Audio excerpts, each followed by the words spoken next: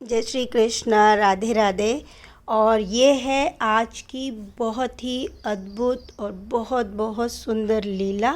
और इस लीला को बताने से पहले मैं आप सबको कुछ चीज़ें पहले मैं बता देती हूँ कि ये जो लीला है प्रभु ने जो भी दिखाई है, मैं नहीं जानती कि इस लीला का पूर्ण मतलब जो है क्या है, लेकिन मैं समझ गई हूँ इसका मतलब भी क्या है। और बहुत सारी चीज़ें हैं जो मतलब बताने योग्य भी हैं, और कुछ चीज़ें हैं कि मतलब लगता नहीं है कि वो मैं बताऊं। खैर, चलिए स्टार्ट करते हैं लीला। और इस लीला से पहले कुछ बातें, ये बातें हैं। पहली चीज़ कि हमारी जो लाडली है, मैंने पहले ही कहा कि मुझे लाल रंग के वस्त्र बहुत ज़्यादा पसंद हैं। तो मैंने सोना से कहा था कि मैं लाडली को राधा अष्टमी वाले दिन लक्ष्मी का स्वरूप देना चाहती हूँ, और उसे लक्ष्मी का स्वरूप वाला मैं मेकअप करूँगी। और मैं चाहती हूँ कि मेरी लाडली उस दिन लक्ष्मी नज़र आए, क्योंकि मुझे वो लक्ष्मी ही लगती है और वो लक्ष्मी का ही स्वरूप है, क्योंकि वही लक्ष्मी जी जो हैं वो राधा स्वरूपिणी हमारे घर में विराजमान हैं। ठीक है, ये सारी बातें हमारी होती रहती है। साथ ही बहुत सारी बातें हैं जो मैं आपको इस वीडियो के बाद में, अगर समय रहा तो मैं नेक्स्ट वीडियो में बताऊंगी, जो मुझसे रिलेटेड है, जिसे बहुत सारे लोग जानना भी चाहते हैं। तो मैंने सोचा पहले मैं लीला बता देती हूँ और उसके बाद आपको वो बातें भी।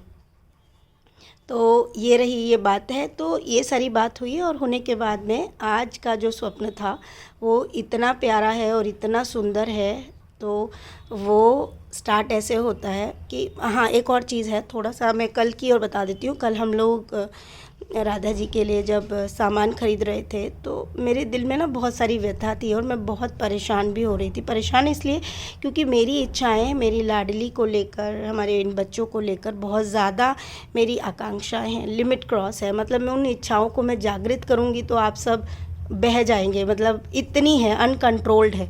जो मेरा जो दिमाग है, जो मेरा मस्तिष्क है, वो रुकता नहीं है कि मैं इनके लिए क्या करना चाहती हूँ, मतलब क्या क्या नहीं करना चाहती हूँ।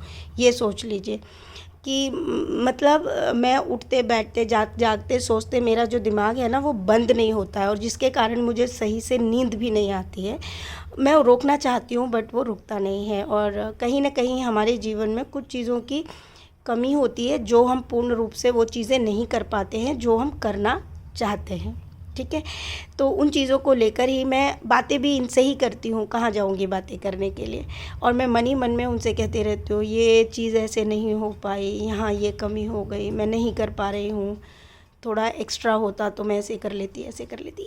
ये मेरे पर्सनल मतलब भाव है, और जो मैं प्रभु से कहती रहती हूँ। और कभी कभी ये चीज़ करके भी इंसान में बहुत सारी चीज़ें आ जाती हैं, जिसका उत्तर आज प्रभु ने बहुत ही सुंदर तरीके से जो है दिया है। तो वो इस प्रकार है कि सोना को कान्हा जी आते हैं और वो बुलाते हैं, सोना सोना। तो सोना जो है आती है उनके पास में, और कान्हा जी कहते हैं, हम ना आज घूमने जाएंगे, मेरे को घूमने का बहुत मन है। तो सोना कहती है, घूमने? अरे अभी तो घूम कर आए थे। और नहीं बाबा, मुझे घूमने नहीं जाना है। तो कान्हा जी कहते हैं, अच्छा तुम मेरा अनादर करोगी? तो सोना कहती है कि नहीं नहीं, अभी तो घूम कर आए थे, और वैसे भी मैं जाती हूँ तो आप तो जो है मुझे फंसा ही देते हैं। कान्हा जी, आप तो मुझे फंसा ही देते हैं, इसलिए मैं नहीं जाऊँगी। तो कान्हा जी कहते हैं, अच्छा यानी कि अब तुम जो है मेरा इस प्रकार अनादर करोगी और मतलब मेरी बात नहीं सुनोगी। तभी सोना कहती है, ऐसी बात नहीं है। तो कान्हा जी कहते हैं, ठीक है, नौटंकी मत करो और जल्दी से तैयार हो जाओ। तो सोना कहती है, देखा कान्हा जी, इसलिए मैं आपके साथ नहीं जा रही थी। अभी आप मुझसे कह रहे हो कि देखो नौटंकी मत करो, आप जब देखो तब मेरी टांग खींचते हो। तो कान्हा जी कहते हैं, क्यों? तुम ही तो मुझसे कहती रहती हो कि बड़ा नौटंकीबाज है, ये कन्हैया तो बहुत नौटंकी करता है। तो सोना कहती है, देखा, पहले आप मुझसे कितने प्रेम से बात करते थे, आजकल आप मतलब मेरी टांग खींचते हो और मुझसे प्रेम से बात नहीं करते हो। तो कान्हा जी कहते हैं, ऐसा नहीं है, तुम ना मतलब तुम ही हो जो मुझे देख पाती हो, और तुम ही तो मेरी अपनी हो। और मुझे कोई नहीं देख पाता है, सिर्फ तुम्हारे सिवा। कान्हा जी बहुत प्रेम के साथ सोना से ये बात बोलते हैं कि तुम तो मेरी हो और तुम्हारे सिवा कोई मुझे नहीं देख पाता है, तुम अकेली ही हो।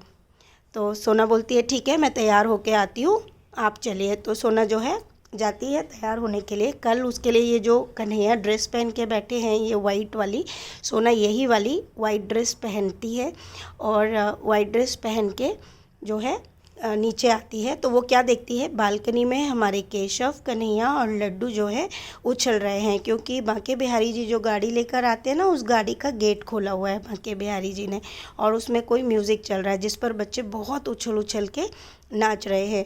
तो बिहारी जी कहते हैं चलो घूमने जाना है, तो बच्चे जल्दी से नीचे आ जाते हैं और सोना का हाथ पकड़ के गाड़ी में बैठ जाते हैं। तो कन्हैया कहते हैं कि मैं तो बिहारी जी आपकी गोद में बैठूंगा। केशव कहता है मैं भी फ्रंट सीट पे बैठूंगा। तो लड्डू कहता है अगर ये दोनों बैठेंगे तो मैं नहीं बैठूंगा, मैं कहाँ बैठूंगा। तो बिहारी जी कहते हैं तुम परेशान मत हो, मैं तुमको बिठाऊंगा, आ जाओ। और फिर ये तीनों ही आपस में मतलब चारों खुसुर फुसुर कुछ बात करते हैं जो सोना को क्लियर नहीं पता चलता है, लेकिन इनकी स्माइल में एक नटखटपन होता है। लेकिन सोना मन ही मन सोच रही है पता नहीं अब ये लोग क्या करने वाले हैं मेरे साथ, उसको नहीं पता चलता है।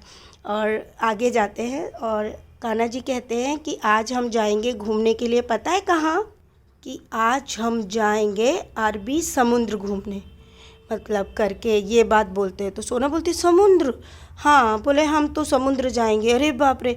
तो तभी जो है वो एकदम से देखते हैं कि अचानक से जो है फ्लिप होता है, एकदम फ्लिप क्या फ्लैश लगती है और ये लोग समुद्र के किनारे पहुंच जाते हैं। और वहाँ पर बहुत तेज़ तेज़ लहरें जो हैं बह रही हैं, क्योंकि वहाँ पर पानी मतलब बरसा है, जिसके कारण समुद्र का पानी बहुत ऊंचाई तक आ गया है, ऊपर तक आ गया है और उसकी लहरें भी बहुत तेज़ तेज़ हैं। सोना डर रही है, लेकिन सारे बच्चे खुश हो रहे हैं और वो चिल्ला रहे बोट लाओ बोट लाओ बोट लाओ।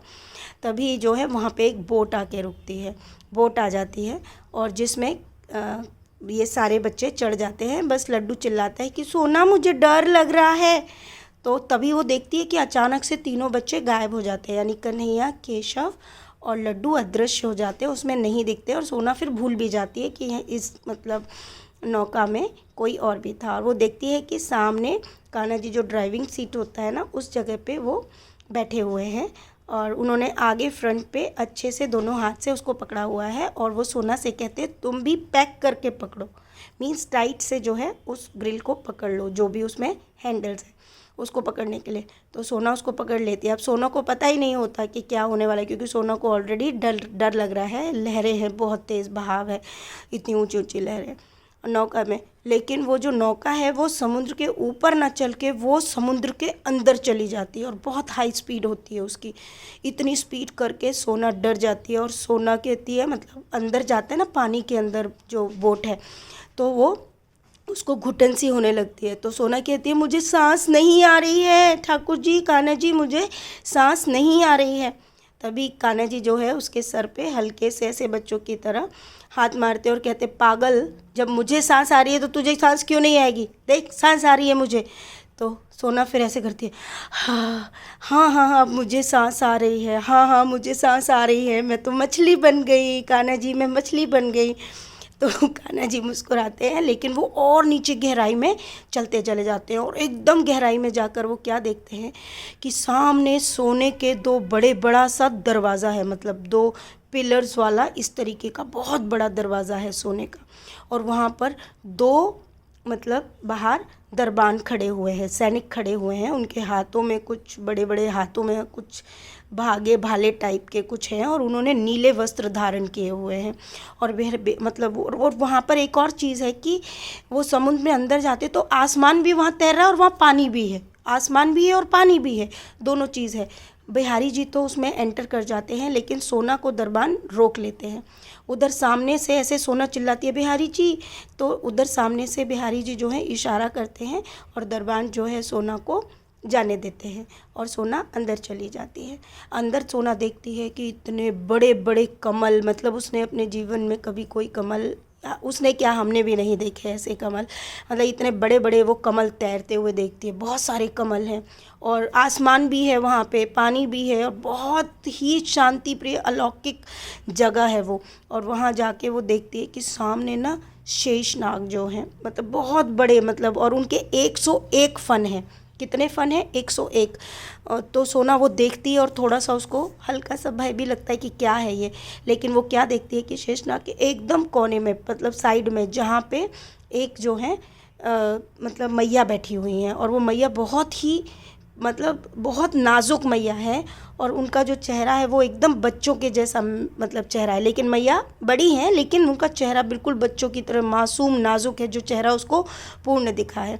और उन्होंने लाल रंग की साड़ी पहनी हुई है, ऐसे लग रहा है जो उनकी साड़ी का ब्लाउज़ का वो जो पोर्शन दिखता है बाजू पे, वो भी सोने का बना हुआ है, क्या सोने से जड़ा हुआ है। लाल रंग की, सुर्ख लाल रंग की साड़ी है और उन्होंने मुकुट लगाया है। उनके बालों में उन्होंने कमल के फूल जो हैं जड़े हुए हैं और पीछे से बाल खुले हुए हैं।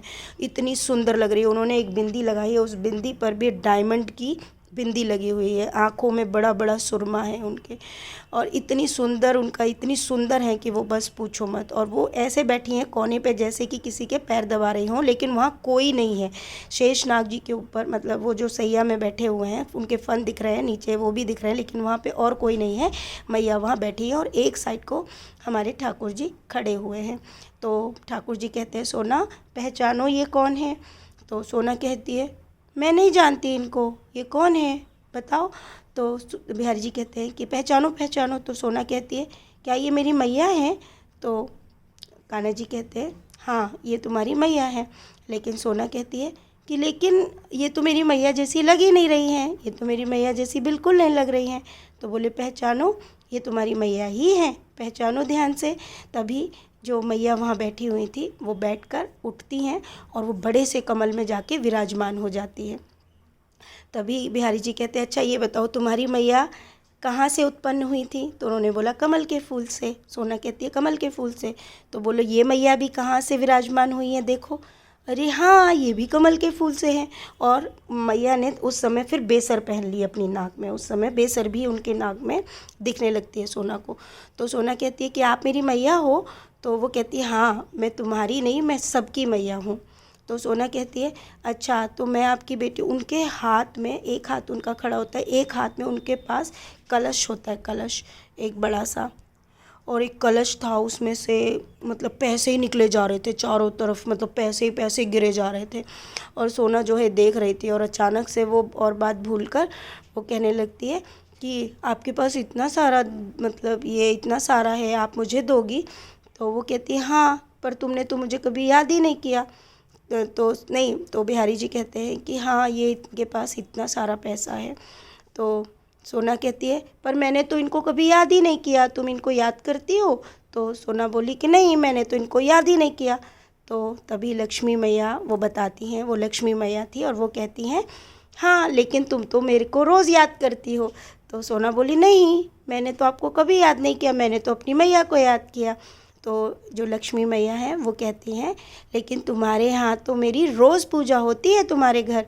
तो सोना बोलती है, हमारे घर? बोले, हाँ वो जो है ना छोटी लाडली, वही तो मैं हूँ, वही तो मैं हूँ, और तुम लोग उनकी कितनी सेवा करते हो। ये बात लक्ष्मी मैया कहती हैं।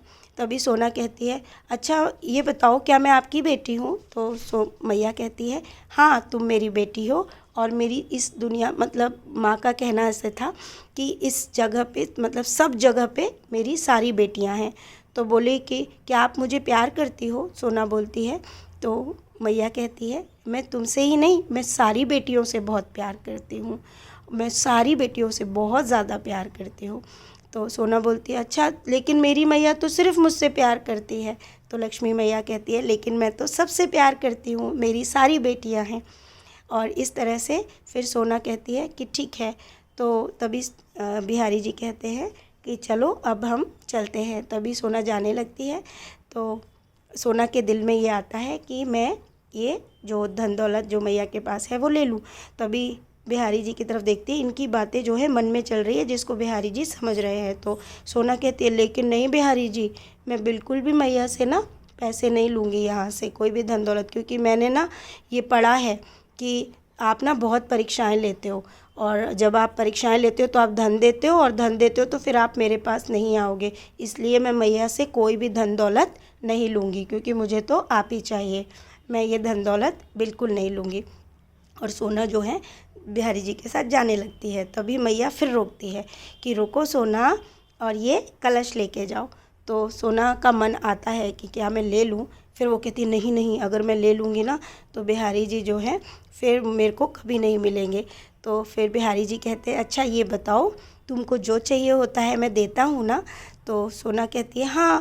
बोला तो जिस चीज़ की तुम्हें ज़रूरत होती है जब मैं देता हूँ तो क्या ज़रूरत है, और पहली बार जब हम किसी से मिलते हैं तो हम ऐसे नहीं मांगते हैं, है ना, ये अच्छी बात नहीं है ना। तो सोना बोलती है हाँ ये अच्छी बात नहीं है, तो हम चलते हैं।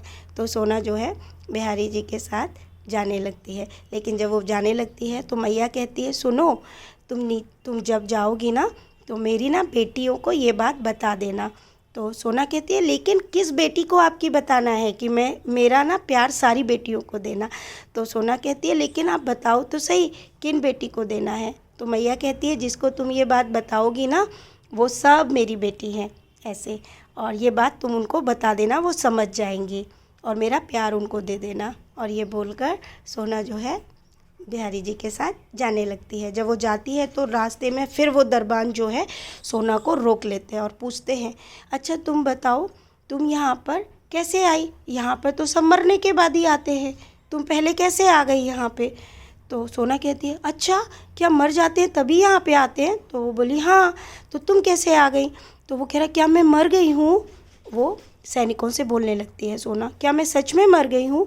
तो बोले देखो चेक कर लेना, वैसे तुम चेक तो कर लेना कि तुम ज़िंदा हो या नहीं हो, क्योंकि पर तुम बिहारी जी के साथ आई हो तो मरी तो नहीं होंगी, क्योंकि बिहारी जी तुम्हारे साथ है तो मर नहीं सकती हो, पर फिर भी चेक कर लेना। सोना बहुत डाउट में होती है, और सोना जो है ऐसे सोचती है क्या मैं मर गई हूँ, उसको एक अंदर भय है क्या मैं मर गई हूँ भगवान, क्या मैं मर गई हूँ। लेकिन तभी वो जाती है तो बिहारी जी कहते हैं नहीं तुम्हें कुछ नहीं हुआ है और तुम घर पहुँच जाओगी। और इस प्रकार उसका ये स्वप्न यहाँ समाप्त होता है। तो ये सारी जो लीला है तो इससे आपको क्या समझ में आया, आप अपने कमेंट्स अपने विचार लिखिएगा।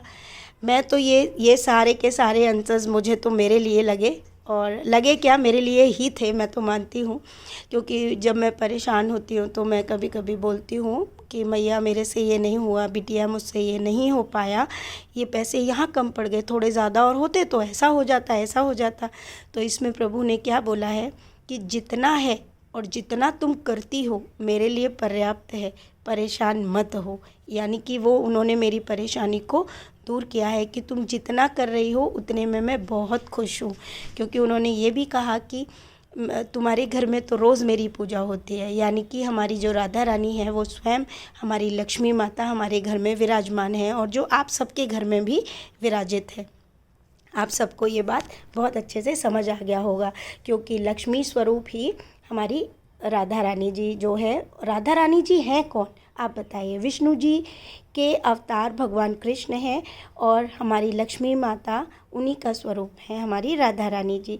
तो जिनके घर में भी राधा रानी जो है पूजी जाती हैं तो समझ लीजिए जगत जननी है, वो सर्वोपरि हैं। वो जिनके घर में राधा रानी जी की सेवा हो रही है, आप समझ लीजिए आप जगत माता की सेवा कर रहे हैं। अब इसके अलग अलग उनके क्या भिन्न भिन्न नाम लेंगे, इसका दर्शन माता रानी ने कराया है। उन्होंने ये दर्शन देकर मेरी सारी शंकाओं को दूर कर दिया है कि हे बेटी मैं तुझसे बेहद प्रेम करती हूँ, और तू जो करती है मैं उससे बेहद खुश हूँ। और रही उन्होंने जो परीक्षा ली है सोना की, ये परीक्षा भी थी कि धन दौलत लेंगे तो क्या प्रभु नहीं चाहिए, क्योंकि मैंने हमेशा कहा है कि प्रभु मैं धन दौलत नहीं मांगती और मुझे धन दौलत नहीं चाहिए। लेकिन जब हम ज़रूरतों की बात करते हैं, और मेरे लिए ज़रूरत नहीं, मैं अपने लिए ज़रूरतों की बात ही नहीं करती, मुझे उसके लिए कभी ज़रूरत पड़ती नहीं। मैं हमेशा यही कहती हूँ कि लेकिन मेरे लिए जो भी चीज़ है मैं उनके लिए मांगती हूँ या बोलती हूँ, तो वो चीज़ उन्होंने करके मुझे बताई और दिखाई। अब इसमें आपके बहुत सारे प्रश्न आते हैं कि मुझे कई लोगों ने बोला भी कि ये सारे के सारे स्वप्न जो है सोना को ही क्यों आते हैं, आपको क्यों नहीं आते। तो इसका जवाब भी मैं आप सबको दे देती हूँ। देखिए मुझे इसके बारे में अपनी पूरी जीवनी आपको बताएगी। आज भी मैं आपको एक बहुत सारी चीज़ें बता दूँ, ये जितने भी भाव सोना सपने में देखती है, मुझे नहीं पता उसके पास कैसे पहुंच जाते हैं, जबकि ये सारे भाव मेरे हैं। मैं उनसे ये सब कामनाएं करती हूँ और आज तक यही मैं ही करती आई हूँ। मेरी बेटी तक ये जानती है कि जब से मेरा ऑपरेशन हुआ था, मैं तब से ही हमेशा से मैंने कान्हा जी से एक चीज़ कही कि कान्हा जी, मैं मरने से, हर कोई मरने के बाद आपके बारे में जान पाता है, आपकी जगह ढूंढ पाता है, आपकी जगहों पे जा सकता है, स्वर्ग, नर्क, पाताल लोक, आपके जो भी हैं सब जा पाते हैं। लेकिन मैं जीते जी उन जगहों पर जाना चाहती हूँ ताकि मैं सबको बता पाऊँ कि आप ऐसा करते हो, ऐसा हो, आप ऐसे हो। ये सब मेरे सपने रहे हैं आज तक के। और जब मैंने सोना से ये बात पूछी, क्या तू ऐसा कुछ सोचती है, सच सच बताओ, तो सोना ने कहा नहीं, मेरे दिल में ये सब कुछ भी नहीं आता है। इवन उसके लिए ये स्वप्न जो है मात्र स्वप्न होते हैं, लेकिन ये स्वप्न मेरे लिए मतलब बहुत अलग होते हैं, क्योंकि ये स्वप्न और इनके सपने मैंने देखे। और मैं ये नहीं जानती हूँ कि ऐसा क्यों होता है, कि किस लिए ऐसा हो रहा है, मैं कुछ नहीं जानती। मैं सिर्फ इतना जानती हूँ कि उसकी आँखों से मैं देखती हूँ, मेरे स्वप्नों को मैं देख रही हूँ, इतना मैं जान चुकी हूँ। मेरी आत्मा उसकी आत्मा में कैसे जुड़ी है, मैं ये तक नहीं जानती हूँ। आप ये लगा लीजिए, मुझे नहीं पता है क्या होता है, ये क्यों हो रहा है। हो सकता है कि प्रभु वो सारी चीज़ें आपको मैं नहीं बता सकती कि मेरे क्या क्या है। किसी दिन समय मिलेगा और मैं फ्री हुई ना बिल्कुल, तो अपनी पूरी जीवनी आपको बताऊंगी, क्योंकि मेरी सोच ऐसी ही सपनों से रही जो बिल्कुल हो नहीं सकती। मैंने हमेशा प्रभु से ये कहा है, क्या प्रभु आप पहले मुझे मार देना, फिर मुझे ज़िंदा कर देना, और फिर मैं ना सबको आके बताऊंगी आपके बारे में। और आज वही हो रहा है कि मैं भले ही सोना की आंखों से देखती हूँ, लेकिन आप तक मेरे मैसेजेस मैं पहुँचा रही हूँ कि ये सब हो रहा है, ऐसा होता है, ऐसा है, ऐसा क्या क्या है। और मुझे नहीं पता, मुझे तो ऐसा लग रहा है कि स्वयं प्रभु मेरे हर उस सपने को पूर्ण करते जा रहे हैं। भले ही वो उन आँखों की दृष्टा मैं नहीं हूँ, लेकिन दृष्टा उन्होंने मेरी ही सखी को बनाकर मेरे साथ कंप्लीट कराया है। बाकी मैं कभी नहीं, उसकी आत्मा बहुत पवित्र रही है ज़रूर, इसीलिए उसको पूरे दर्शन होते हैं। मैं पूरी तरह इस बात को मानती हूँ। बहुत सरल है, बच्चों जैसे भाव है उसके। और क्या है मैं कुछ नहीं जानती। देखिए, जितना मुझे पता है मैंने आप सबको बता दिया है। एक और इसमें प्रश्न आता है कि दी आप इतना सारा मतलब कैसे अरेंज करती हैं, आपके हस्बैंड कुछ नहीं कहते हैं। तो मैं आपको ये भी बता देती हूँ। देखिए, मैं अदर ऐप्स पे काम करती हूँ और 4-5 साल, ये भी शायद प्रभु कृपा है कि वो जानते थे कि आने वाले समय में शायद मैं उनकी सेवा करूँगी, ठीक है। तो उन्होंने उस चीज़ का पहले से ही सब बना के मेरे जीवन में छोड़ दिया, और मैं जो हूँ ऐप्स पे काम करने लगी, और करते करते मैं ऑफिशियल हो गई, और वहाँ से मुझे इनकम आती है, ठीक है, इनकम आती है। इसीलिए मैं वहाँ से कभी वीडियोस बनाना बंद नहीं करती हूँ। और उन मतलब इनकम से मैं अपने बच्चों की उस पैसों का इस्तेमाल अब मैं अपने बच्चों की सेवा में करती हूँ। तो इसलिए मुझे कोई मना नहीं कर सकता। कैसे मना करेगा, क्योंकि मैं अपने बच्चों की सेवा में कोई कमी नहीं ला सकती। उसके लिए मैं काम करती हूँ, और काम कर रही हूँ तभी ये सेवा मैं कर पा रही हूँ। तो मुझे लगता है कि आप सबको उसके आपके उत्तर मिल गए होंगे, क्योंकि अगर पर्सनल आप लाइफ में जाते हो ना, तो आप फिर ना पर्सनल लाइफ में ही जाके रह जाते हो। मेन ये नहीं है, मेन ये है कि आज आपके लिए भक्ति का समय मिला है। आपको इतना कुछ, मैं देखिए, अगर चाहने के लिए बहुत सारे सवाल हैं, जैसे लोग कहते हैं कि दी ऐसा है वैसा है। मैं चाहती तो मैं ये भी बोल सकती थी कि ये स्वप्न मुझे आते हैं, लेकिन कभी भी प्रभु की बात में झूठ नहीं बोलना चाहिए। आप जानते हैं, ये सब जो सत्य है मैं आपको बता रही हूँ। मुझे नहीं पता कितने लोगों तक ये बातें सत्य पहुँचती हैं, सत्य लगती हैं। सत्य ये है कि मेरी आत्मा का कोई न कोई चीज़ सोना की आत्मा से जुड़ा है। क्या है मैं नहीं जानती, क्योंकि ये जितनी भी चीज़ें आज हो रही हैं, ये सब संदेश मुझ तक आते हैं, और ये बच्चे मुझ तक पहुंचवाते हैं। उनका सब, उनके सारे सपने मैं देखती हूँ। मैं क्या बताऊँ, ये सब मेरे दिमाग में चलता रहता है। और इससे ज़्यादा आप सबको क्या बताऊँ, मैं नहीं जानती। बाकी क्या होगा आगे मुझे नहीं पता। मुझे अपना अंतिम समय पता है, जो प्रभु ने मुझे दिखाया था। कभी समय मिलेगा तो मैं वो भी आपको बताऊंगी। और असलियत में जब मैं जाऊंगी क्या ऐसा होगा मुझे ये भी नहीं पता है। ये सब भी मेरे कन्हैया केशव सब जानते हैं। तो आप सबको बहुत सारा प्यार। राधे राधे। प्रभु ने इतनी प्यारी लीला बताकर इतना प्यारा संदेश दिया है, और वो बेटी सिर्फ मैं ही नहीं हूँ, न जाने मेरी जैसी कितनी माएँ हैं, कितनी बहनें हैं जो ये चाहती हैं कि वो प्रभु के लिए बहुत कुछ करें, लेकिन लक्ष्मी जी की कमी के कारण वो नहीं कर पाती हैं। प्रभु का कहना साफ साफ है, जितना है जैसा है उतने में खुश रहो, और मैं उतनी सेवा में खुश हूँ। और ये सच है, हमारे कर्मों के हिसाब से ही हमें उतना मिलता है। तो खुश रहिए जो भी हमारे पास है। राधे राधे।